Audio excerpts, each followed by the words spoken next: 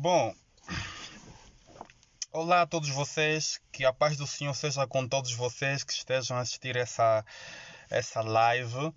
Eu sou o Márcio e estou aqui apenas para dar continuidade ao assunto que eu comecei a semana passada, acerca de nós cristãos não pertencemos a este mundo.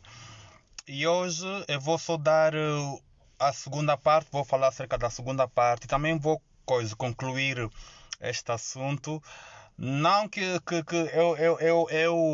venha concluir, né, ou venha falar desse assunto de uma forma exaustiva, não, porque esse assunto tem muito que se lhe diga. No entanto, creio que o que eu vou dizer agora será o suficiente, né? Eu não quero me prolongar muito, então desde já agradeço a vossa presença. Bom, e sem mais delongas, eu vou começar a pregar a palavra. E diz assim a palavra de Deus em João capítulo 17. É a palavra que eu vou começar hoje isso. João 17, versículo 15 diz: Não rogo que os tires do mundo, mas que os guardes do maligno. Versículo 16: Eles não são do mundo, assim como eu não sou do mundo. Versículo 17: Santifica-os na verdade. A tua palavra é a verdade. Glória a Deus. Louvado seja o nome do Senhor. Esta foi a oração que Jesus fez pelos seus discípulos quando a momentos anteriores à sua prisão, a sua crucificação. Então ele, no meio da oração pelos discípulos, ele pediu ao Pai para guardar os seus discípulos do maligno. E nós sabemos que na oração do Pai Nosso também está lá: Senhor, guarda-nos do maligno, livra-nos do mal, não é? Por quê? Porque, como eu já tinha dito na vez passada, no vídeo passado, nós não pertencemos a este mundo. Bom, nós sabemos que em Gênesis capítulo 12, Deus chama um homem chamado Abraão e faz-lhe uma promessa. Perdão, antes da promessa, Deus dá-lhe um mandamento, dá-lhe uma ordem. Diz: olha, Abraão, sai daí de onde tu estás, sai da tua parentela, sai da casa do teu pai e vai para uma terra que eu te vou mostrar. E no mesmo capítulo, Deus faz uma promessa a Abraão. Diz: olha, Abraão, eu vou te abençoar, eu vou fazer de ti uma grande nação, não é? E em ti todas as nações da terra serão benditas. Em algumas versões diz: em ti todas as famílias serão benditas, ou diz que em ti todos os clãs serão benditos da terra. E prontos, a Deus fez uma promessa e, claro, para isso Abraão tinha que ter um filho. Filho esse que Deus deu-lhe. Gênesis capítulo 21, né? Tipo, dando um pulo aqui. Gênesis capítulo 21, então Deus dá um filho a Abraão. Ou seja, Abraão engravida a sua esposa Sara, que por sinal Sara ela era estéril. Mas mesmo assim Deus fez com que Sara pudesse conceber um filho de Abraão. Só que um parênteses: Deus é o Deus do impossível. Não há nada para Deus que lhe seja demasiadamente possível. Tudo é possível para Deus, ainda que para nós homens seja algo impossível. Bom, Abraão então Sara concebe Isaac, e Isaac, por sua vez, casa-se com Rebeca, e Rebeca dá à luz a gêmeos. E o mais velho chama-se Esaú e o mais novo chama-se Jacó. Bom, tanto o Isaac nesse caso constitui o cumprimento da promessa. Esaú e Jacó, mais propriamente Jacó, significa a continuação da promessa que Deus fez a Abraão em Gênesis 12, que Deus diz: eu farei de ti uma grande nação. De Jacó então nascem 12 filhos, nesse caso 13, contando com Diná. Mas a Bíblia, por um motivo ou outro, só menciona os 12 filhos de Jacó. que constituem depois as 12 tribos de Israel. Bom, dentre esses 12 filhos de Jacó, um deles, José, teve um sonho.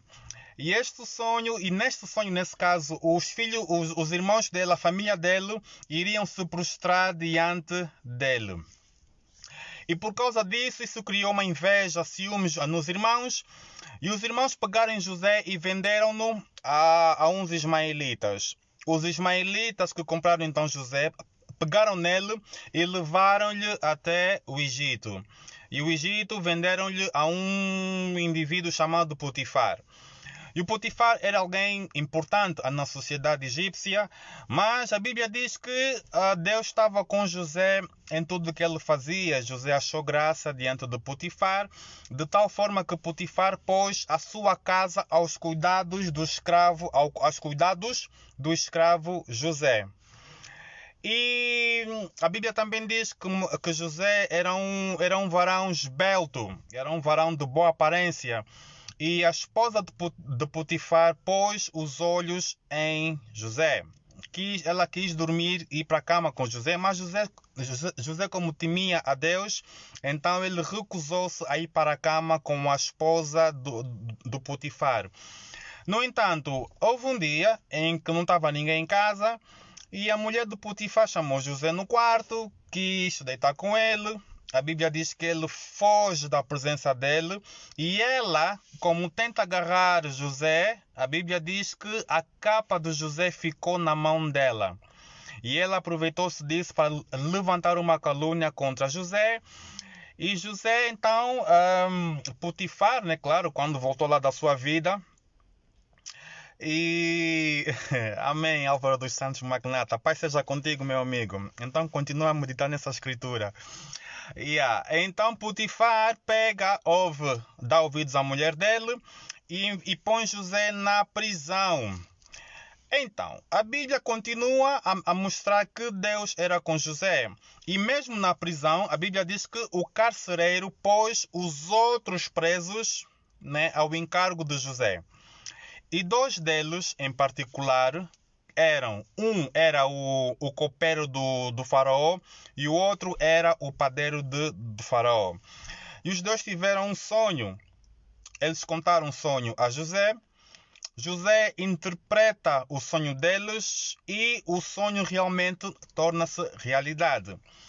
2 anos mais tarde, o copeiro é solto da prisão. Ou quando o copeiro foi solto da prisão, 2 anos mais tarde, ele estava a servir o vinho, né? Estava a fazer o trabalho dele diante do faraó. E o faraó, a essa altura, teve um sonho, ou teve 2 sonhos que significavam a mesma coisa. E esses sonhos não eram nada mais, nada menos do que um aviso de Deus para o que havia de vir, que seriam 7 anos de abundância, de fartura, e depois vinha outros 7 anos de falta, de fome, de muita seca e escassez. E o copeiro disse: Senhor, eu conheci um varão na prisão que ele interpretou um sonho meu e o sonho tornou-se realidade. Então talvez o meu senhor deva chamar este varão hebreu. E assim foi. O faraó deu ouvidos ao copeiro, o copeiro manda chamar José. O faraó conta o seu sonho a José. José interpreta o sonho, né, pela sabedoria de Deus. E José também instrui o faraó a economizar durante os 7 anos de abundância, para que quando viessem os 7 anos de falta, de escassez, eles teriam o que comer. E não só, também para abençoar outras pessoas, outro parentes. Quando Deus te abençoa, irmão, não é só para ti, é para também compartilhar a tua bênção com outras pessoas. Então não fiques ganancioso, não fiques ambicioso com a bênção. Deus te abençoou, glória a Deus. É para dividir a tua bênção com os necessitados. Fechando parênteses. Então, a fome, então passaram os 7 anos da abundância e entrou os 7 anos e começaram os 7 anos de escassez. E nisso, a família de José, nesse caso os seus irmãos que o venderam, seu pai, emigraram para o Egito. E para encurtar uma longa história, José morre, Jacó morre, os seus irmãos morrem, mas o povo que permaneceu no Egito, o povo hebreu nesse caso, o povo israelita, começou a multiplicar-se e os egípcios ficaram com medo que o povo os dominasse. Então o que é que fizeram? Eles começaram a maltratar, a escravizar o povo hebreu ou o povo israelita. Então o povo clama a Deus por libertação. E Deus ouve a oração do povo, o clamor do povo. Deus então escolhe um homem da tribo de Levi, chamado Moisés. A gente sabe que Moisés, ele cresceu na corte do Egito, mas por ter matado um egípcio, ele foge para o deserto. E no deserto ele habita, ele vai até Midian. Midian ele conhece a Jetro e casa-se com uma das filhas de Jetro, a Zípora. E tornou-se um pastor de ovelhas. E numa altura em que ele estava a pastorear as suas ovelhas, ele tem uma visão, ele vê uma sarça arder, mas o fogo não consumia a sarça. Isso é um facto muito interessante porque isso mostra que Deus, o poder de Deus consome o pecado, mas não consome o pecador. Glória a Deus pela sua graça maravilhosa. Então Deus dá instruções a Moisés, diz: olha Moisés, vai lá libertar o meu povo. Depois de muita conversa, Moisés pega, volta para o Egito, reúne o povo, reúne os anciãos todos do Egito e diz: olha, Deus mandou-me uma coisa, mandou-me vir cá libertar o povo.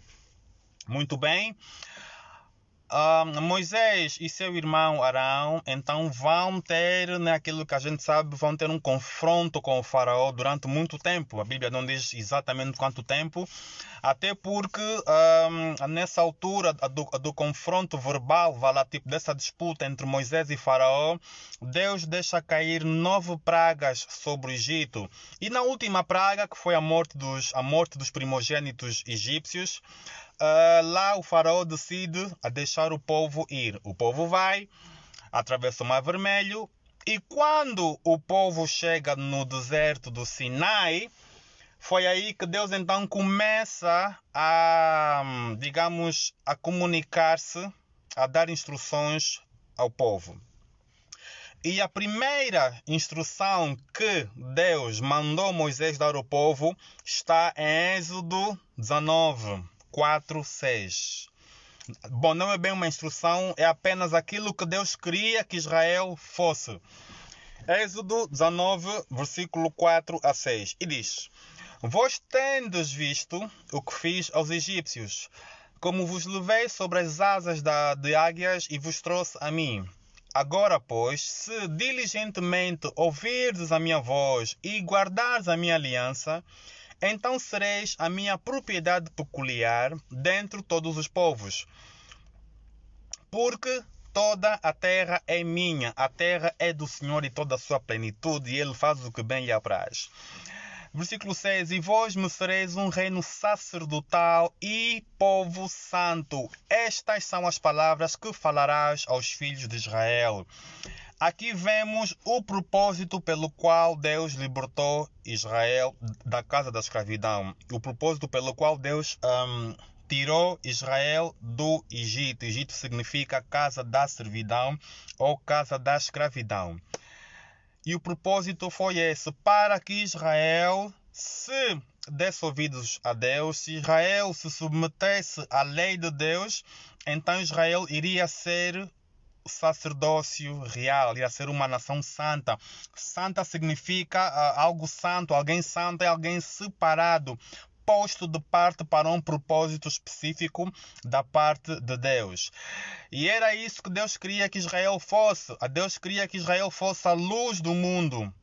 E Deus queria que Israel fosse o exemplo, não é um exemplo, fosse o exemplo daquilo que Deus é na terra.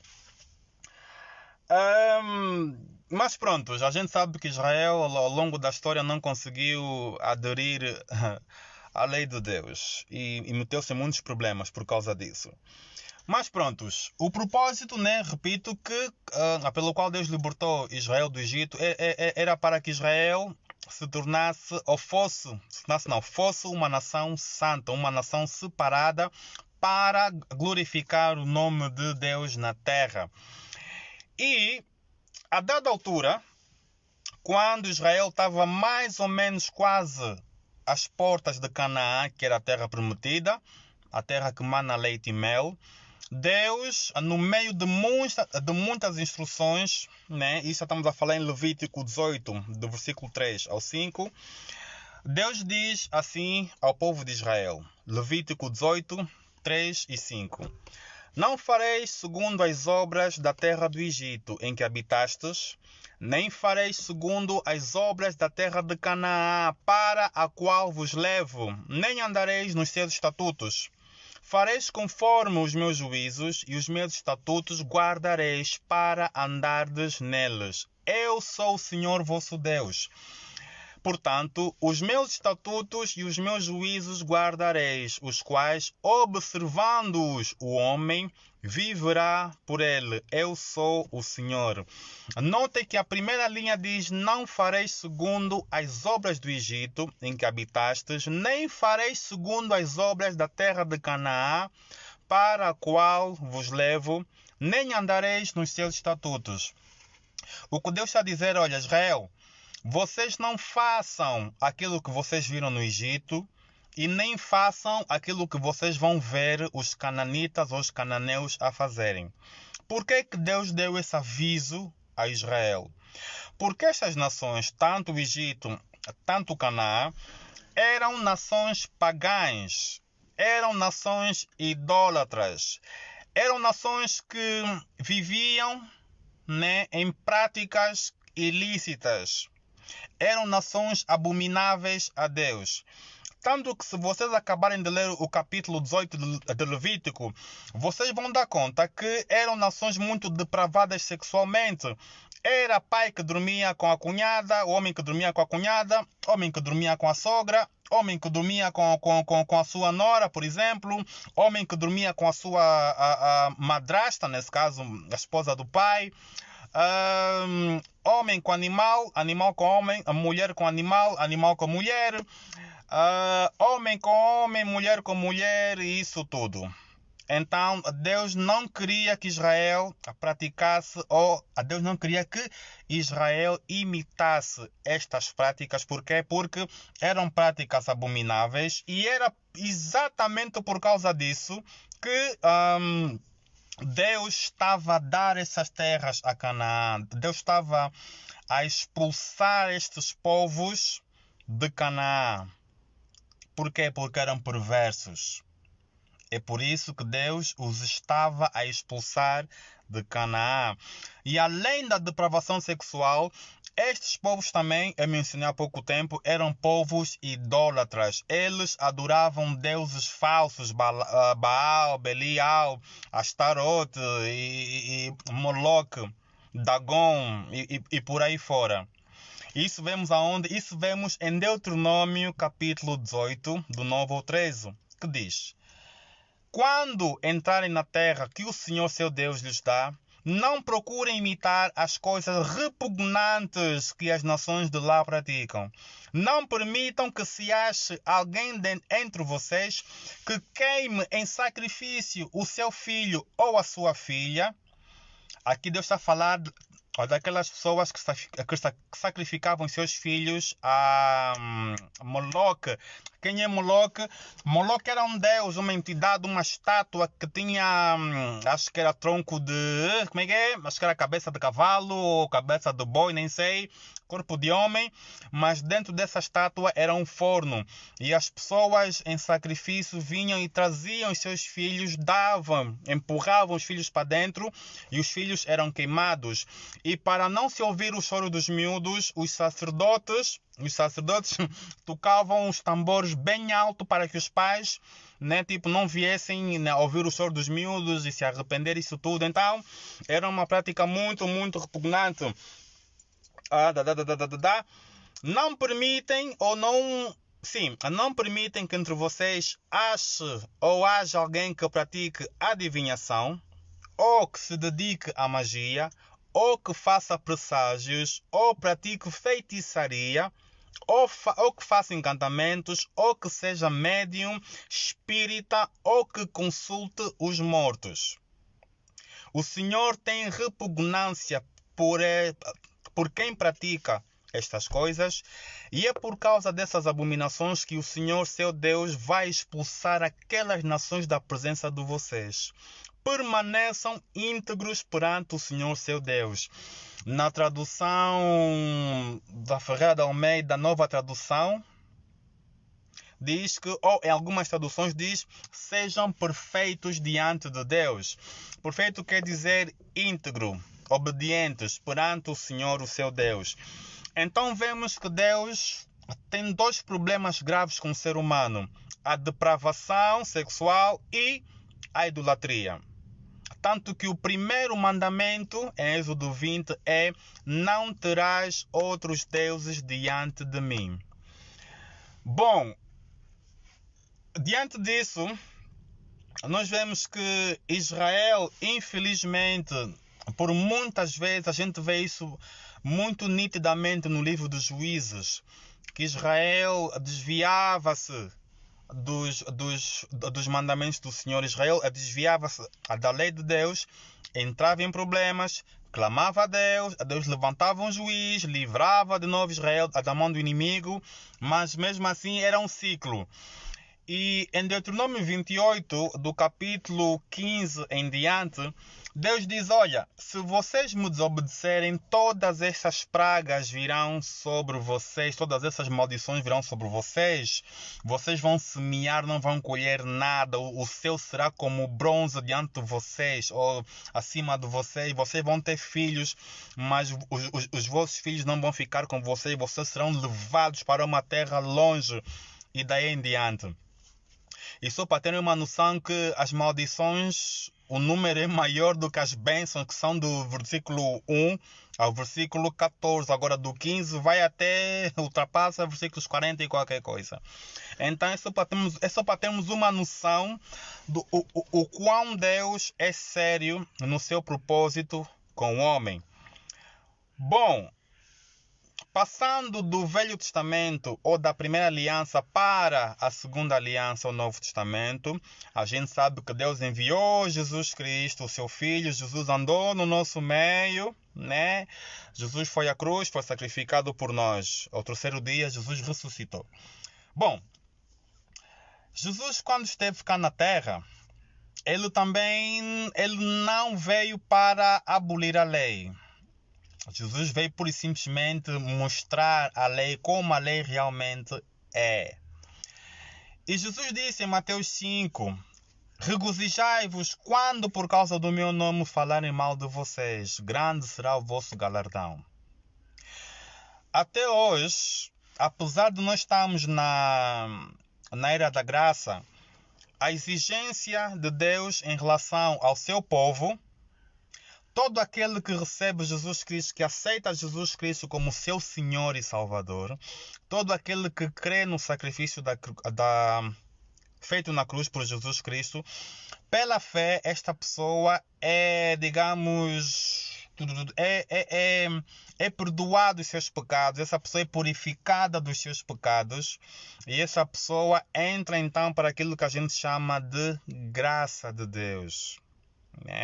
Antigamente a gente sabe que Israel, para perdão dos pecados, eles tinham que trazer um animal imaculado, um animal puro, para que o sacerdote, Arão nesse caso, ou que começou por Arão pegava no animal e sacrificava o animal, tipo queimava o animal, isso tudo. Mas Jesus Cristo tornou-se o nosso sacrifício. E de uma vez por todas, Jesus levou sobre si o nosso pecado. É por isso que a Bíblia também chama de Jesus Cristo como o Cordeiro de Deus, que veio tirar o pecado do mundo. Então nós que cremos em Jesus Cristo, nós que cremos no sacrifício da cruz, então nós estamos livres da ira de Deus, porque a palavra de Deus diz que todo aquele que crê no seu Filho não está condenado, mas todo aquele que não crê no seu Filho já está condenado. Estou a falar de João 3. Amém? Então quem quiser pode meditar em João 3, que você vai encontrar lá isso que eu estou a dizer. Amém? Bom, E dito isto, né, volto a repetir que Jesus não mudou, a exigência é a mesma. João 14, peço desculpa. Tem João 14, versículo 14. Não tem João 3, está em versículo 14. No capítulo 14. Amém? Pois. João 14. Vamos só confirmar para não mentir aqui às pessoas.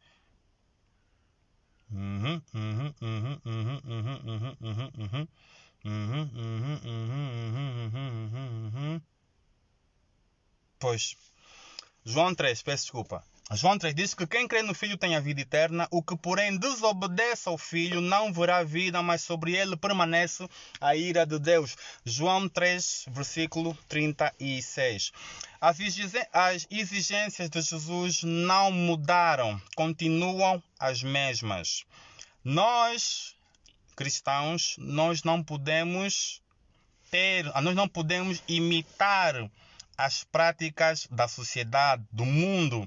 Notem, eu quando digo mundo não me refiro a árvores, o vento, o sol, o mar, rios, não.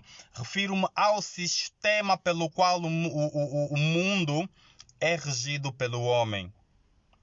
Antigamente as nações eram pagãs, eram idólatras, eram depravadas. E hoje não mudou absolutamente nada. Não há nada novo debaixo do sol. Nós cristãos também não podemos imitar as práticas do mundo.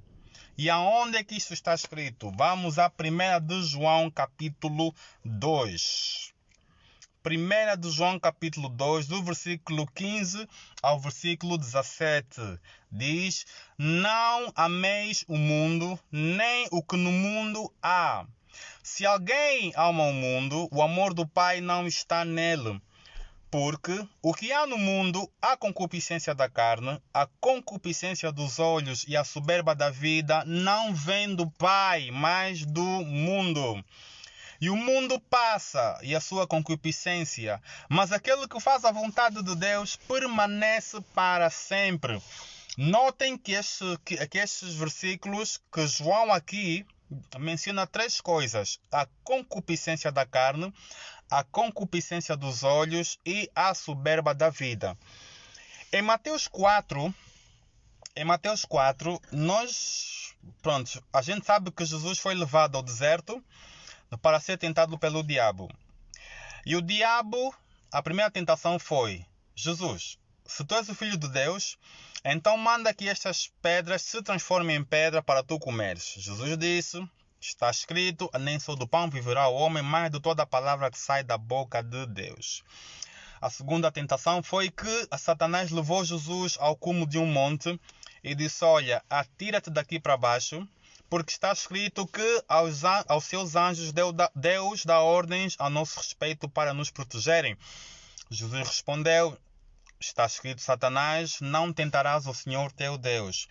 A terceira tentação foi, olha, Satanás levou Jesus e mostrou-lhe os reinos e todo o seu esplendor e toda a sua glória.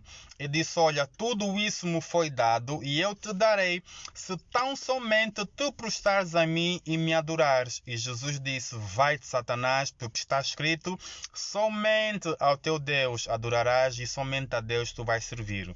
Vamos ver que, se nós repararmos com atenção este capítulo 4, ou este episódio, este confronto entre Jesus e o diabo, nós vamos dar conta que Satanás tentou Jesus, ele tentou seduzir Jesus em três áreas muito importantes na vida do homem, que é os apetites, fama e dinheiro. Se tu és o Filho de Deus, manda que estas pedras se transformem em pão para tu comeres. É mau comer pão? Não. Mas Jesus estava debaixo de um propósito. Não era a altura de Jesus comer.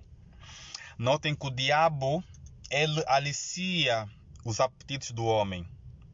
E quais são os apetites do homem? Os apetites do homem vão além da comida e da bebida. Os apetites do homem passam por apetites sexuais depravados. Lembrem-se do que eu disse em Levítico 18.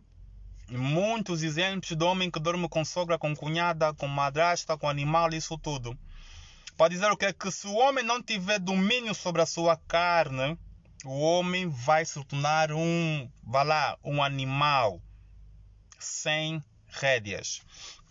É isso que João chama de concupiscência da carne. E em Gálatas capítulo 5, Paulo atesta isso quando diz: vocês não podem andar segundo a carne. Por quê? Porque a carne combate contra o espírito e o espírito combate contra a carne para que vocês não façam aquilo que vocês querem. Há um ditado, um provérbio, uma história africana que diz que se você tiver dois lobos que lutam, tipo dois lobos lutadores, aquele a quem você alimentar melhor vai ganhar a luta. Então, se você alimentar a tua carne, o teu espírito fica fraco e claro que você vai ficar sujeito à carne. E o que a carne quer? A carne tem apetites desordenados. A carne quer se sentir bem, a carne quer satisfazer os seus apetites sexuais, a carne é imoral, a carne é ímpia. A carne quer sempre fazer aquilo que é contra a vontade de Deus. Ao passo que todo aquele que é guiado pelo Espírito Santo, esse vai andar segundo a direção do Espírito Santo, segundo a palavra de Deus. Vai andar em obediência à palavra de Deus. Não vai viver uma vida perfeita, mas vai conseguir viver uma vida de obediência a Deus. Por quê? Porque o Espírito Santo vai capacitar essa pessoa a viver, então, segundo a palavra de Deus. Concupiscência da carne. O mundo em que nós vivemos hoje continua a nos aliciar através de filmes impróprios, através de séries impróprias. Temos a Netflix, tem a Amazon Prime, todos esses canais televisivos, essas redes, na sua maioria apresentam coisas ilícitas. Mostram, são programas que promovem a desobediência de filhos em relação a pais. São programas que promovem a prostituição. São programas que promovem a homossexualidade. São programas que promovem o adultério. São programas que são virados para destruir a família. E se nós não tivermos cuidado, né? Então nós temos que nos guardar, ter cuidado com a carne, porque Jesus foi categórico. Ele disse: o espírito está fraco, mas a carne, o espírito está pronto, mas a carne é fraca. Então, meu irmão, minha irmã, você que está aí, isso também é para mim. Nós temos que dominar a nossa carne. E só vamos poder conseguir fazer isso no poder do Espírito Santo. Amém?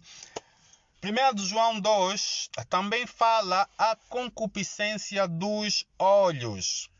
Para onde é que você está a olhar? O que é que você tem atentado? Para onde é que você tem olhado? O que é que você tem posto diante dos teus olhos? A Bíblia diz em Salmos 101, se eu não estiver em erro, e para não cair no erro, deixa-me ir lá, Salmos 101, não é? Exatamente. Salmos 101, versículo 3 diz que não porei coisa torpe diante dos meus olhos. Por quê? Porque os olhos são o espelho da alma, como dizem. Os olhos, a Bíblia diz em Provérbios que os olhos não se fartam. Os olhos do homem não se fartam. Então, para onde você olhar, mais cedo ou mais tarde, você vai começar a desejar aquilo. A Bíblia diz que a serpente, quando estava a tentar a Eva depois viu que o fruto era bom e agradável à vista. Davi adulterou com Batseba, por quê? Porque a Bíblia diz que ele viu Batseba a tomar banho, mandou chamar Batseba e o resto vocês já sabem. Bom, para quem não sabe, ele engravidou Batseba, mandou matar o marido dela, isso tudo. Por quê? Porque ele viu. Um dos próprios filhos de Davi, o Amnon, viu a sua irmã. E ele gostou, amava. A Bíblia diz que ele amava a irmã. Por quê? Porque ele foi atraído pela beleza da irmã. E ele cometeu incesto, ele violou a irmã. A Bíblia diz, sobretudo, que se deve guarda o teu coração, porque dele procedem as saídas da vida. Cuidado com o que você vê. Cuidado com os filmes que você assiste, cuidado com as séries que você assiste, cuidado com os programas que você assiste.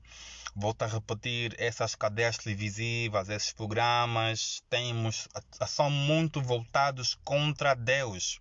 Você pode pensar, não tem problema, eu sou forte, eu sou de Deus, eu oro, busco a Deus, jugo, glória a Deus. Mas cuidado, a Bíblia diz foge do pecado. A Bíblia não diz foge do diabo, foge do pecado, porque o pecado, eu costumo dizer que o pecado é como um pitbull. O pitbull é mais perigoso que o dono dele. Você pode bater o dono do pitbull, mas você vencer um pitbull, você tem que ser muito bom naquilo que você faz. Por quê? Porque o pecado é mais perigoso que o próprio diabo. E o diabo sabe disso e ele vai te aliciar. Cuidado com o que você vê. Muito cuidado com os teus olhos. Jesus diz que se um dos teus membros te faz pecar, arranca, porque é melhor entrar na vida sem um membro do que ires para o inferno com o corpo todo. Então cuidado, muito cuidado com aquilo que você vê. Cuidado com a pornografia. Cuidado com esses filmes eróticos. Cuidado com esses filmes que promovem a violência. Muito cuidado com esses filmes, porque são coisas que aliciam a tua mente. E antes de você sequer dar conta, você já está a fazer aquilo que exatamente você tem visto ao longo do tempo. Se tu queres olhar, olha para a palavra de Deus. A Bíblia diz que assim como Moisés levantou a serpente no deserto para que todo aquele que olhasse para ela fosse são, ficasse sarado, assim importa que o Filho do Homem seja levantado para todo aquele que nele olhe, seja salvo e não pereça. Olhe para a palavra de Deus. Nós vivemos em tempos difíceis. O cerco está a fechar-se contra a igreja, à volta da igreja. E nós fomos chamados para também, igual modo, vivermos de uma forma santa, de uma forma separada, para o uso exclusivo de Deus. Nós temos que ser luz para o mundo e sal para a terra. A nossa forma de estar, a nossa forma de falar, a nossa forma de agir, a nossa forma de negociar, a nossa forma de trabalhar tem que ser muito distinta dos que estão ao nosso redor. A Bíblia diz, bem-aventurado o varão que não anda segundo o conselho dos ímpios, não se detém no caminho dos pecadores, nem se assenta na roda dos escarnecedores, antes tem o seu prazer na lei do Senhor e nela medita de dia e de noite. Escolha bem suas amizades. Bom, concupiscência dos olhos e a soberba da vida. A soberba da vida, meu Deus. Soberba da vida. A Bíblia diz em 2 de Timóteo, capítulo 3, do versículo 2 ao versículo 4, que nos últimos tempos haveriam homens egoístas, avarentos, presunçosos, arrogantes, blasfemos, desobedientes aos pais, ingratos, ímpios, sem amor pela família, irreconciliáveis, caluniadores, sem domínio próprio, cruéis, inimigos do bem, traidores, soberbos, mais amantes dos prazeres do que amigos de Deus. Este quadro que o apóstolo Paulo deu ao pastor Timóteo É exatamente o quadro em que nós nos encontramos hoje. O homem está cada vez mais egoísta. O homem está cada vez mais ambicioso. O homem está cada vez mais arrogante. O homem está cada vez mais soberbo. O homem pensa que não precisa de Deus. O homem pensa que pode viver sem Deus. O homem está cada vez mais entregue aos prazeres da vida.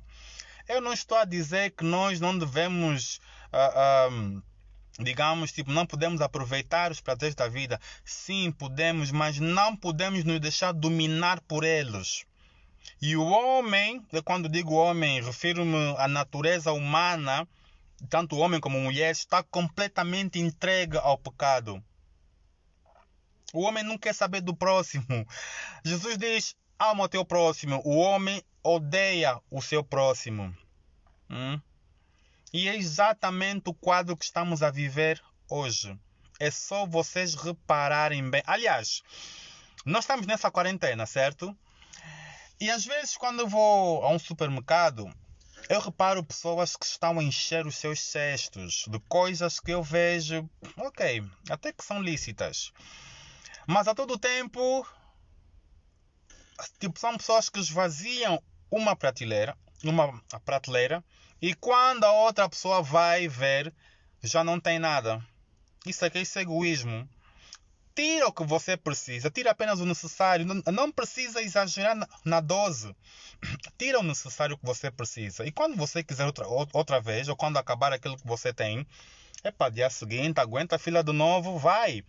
É de modo que você pratica a paciência, porque também o homem está muito impaciente. Eu estou sempre a conduzir e vejo que as pessoas estão estressadas. As pessoas só buzinar, estão impacientes, não querem esperar. O homem só quer eu. O homem está muito dentro dele. O homem está muito eu. O homem não quer saber do próximo. E é exatamente o quadro que a palavra de Deus apresenta em 2 de Timóteo, capítulo 2. Então, nós cristãos, nós que fomos lavados, redimidos pelo sangue do Cordeiro, nós devemos viver uma vida contrária ao mundo, contrária a esse sistema do mundo. Jesus disse: entrai pela porta estreita, porque largo e espaçoso é o caminho que leva à perdição, e muitos são os que por ele passam. E por ser estreito e apertado o caminho que leva à salvação, poucos são os que por ele passam. Jesus disse: quem quiser vir após mim, negue-se a si mesmo, toma a sua cruz e siga-me. Todo aquele que quiser guardar a sua vida, salvar a sua vida, perdê-la. Mas todo aquele que perder a sua vida por amor de mim e do Evangelho, isso é Jesus a falar, todo aquele que perder a sua vida por amor de mim e do Evangelho, esse a salvará. E Jesus faz então uma grandíssima pergunta retórica: do que adianta o homem salvar o mundo e perder a sua alma?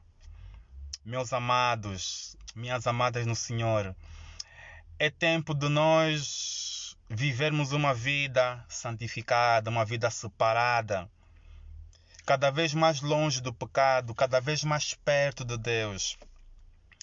Meus amados, é tempo de nós buscarmos mais a Deus, orarmos mais, meditarmos mais na palavra de Deus, estudarmos a palavra, deixar que a palavra de Deus entre no nosso coração.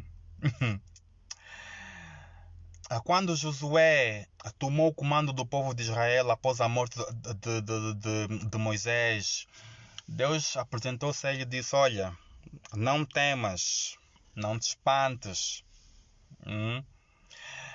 Medita na minha lei de dia e de noite, para que faças conforme a tudo quanto nela diz. Então prudentemente tu conduzirás e com inteligência tu viverás.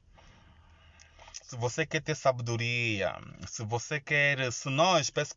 nós, incluindo eu, se nós queremos viver uma vida cada vez mais separada, nós temos que parar de dar lugar à carne.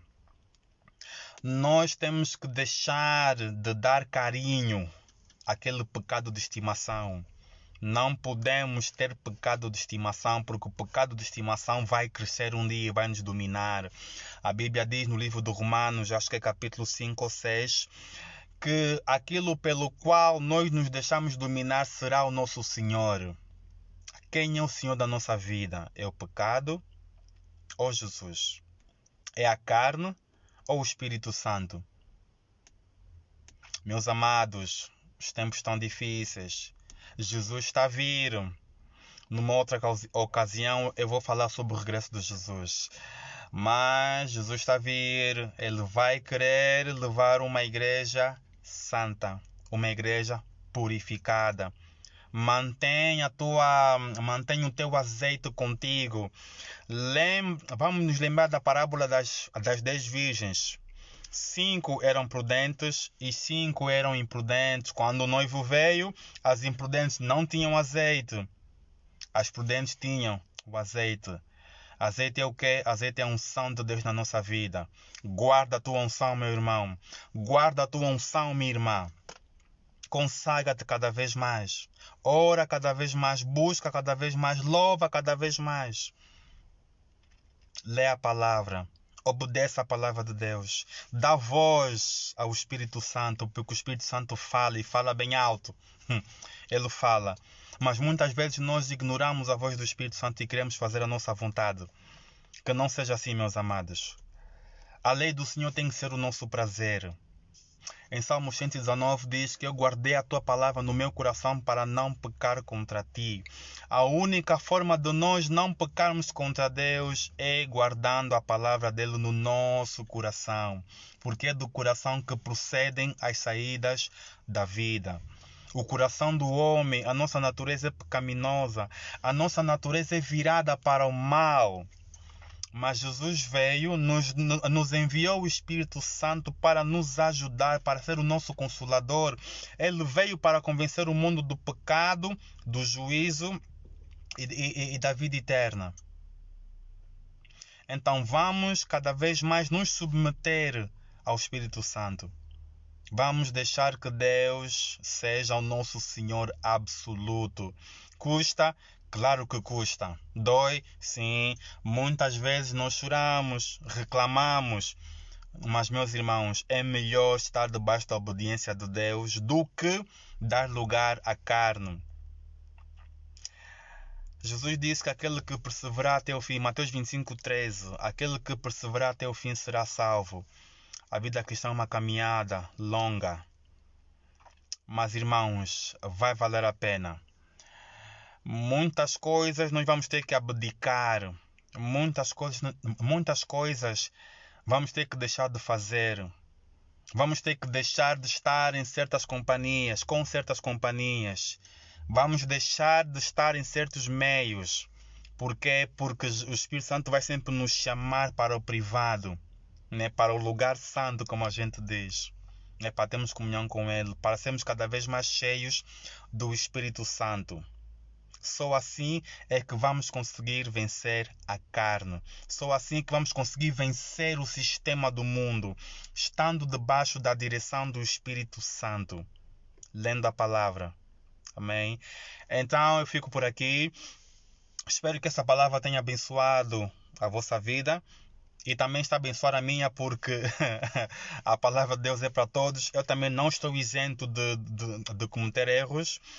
Eu também estou na luta contra a carne, eu também estou na luta contra o sistema do mundo, mas à medida que a pessoa vai se submetendo a Deus, ao Espírito Santo, a pessoa vai conseguir. Então pede ajuda a Deus, pede sabedoria, que Deus dá sabedoria a todos. Lembrem-se da palavra do livro de Tiago, capítulo 4. Todo aquele que quiser ser amigo do mundo, automaticamente já é inimigo de Deus. Não queiramos ser inimigos de Deus, porque se Deus é por nós, quem será contra nós? Mas se Deus for contra nós, quem? Se Deus for contra nós, quem é que será por nós? Ninguém.